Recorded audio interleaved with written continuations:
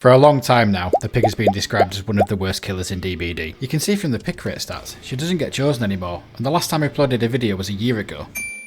Due to the lack of updates and nerfs to the point where the only thing you could do was use basic mouse attacks, she just became stale. However, she's making a comeback, a resurgence if you will, and now, well, she's becoming very interesting to play with. That being said, let's look at the build that I've used for this video. First up, we've got Whispers. Sporadically here, the entity's whispers when standing within a 32 meter range of a survivor. When you are in that 32 meter range of a survivor, it will light up. This way you know you're in the right place to grab your survivor. Monitor and Abuse is a perk that is on the rise in a lot of builds these days, due to its help with the killer's terror radius. We care about the second part, which is, otherwise your terror radius is decreased by 8 meters. It's super helpful in this build when combined with add-ons, which we'll get to in a second. You can see here you can get so close to a survivor, and before they realise you're there, it's too late.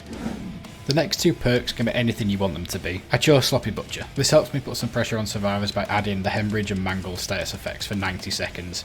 This increases the rate at which healing progression is lost from Hemorrhage by 25%. I find it helps because when survivors are healing, it takes longer, which means they'll be stood still for longer. Therefore, when using the previous perks Whispers and Monitor and Abuse, combined with the increased blood pools from Sloppy Butcher, you will find survivors very easy. For the last perk, I went with Ruin. If you have Oppression, this works just as good if not better. Ruin works when a generator is not being worked on by a survivor. It will immediately and automatically regress repair progress at 100% of the normal regression speed. I don't always find regression perks fun, but sometimes they are required. With this perk, you can somewhat leave generators and go stalk survivors with the other perks and add-ons. Watch out though, but once the hex is broken, gens might start to tumble quite fast, so be sure to keep the pressure on survivors at all times.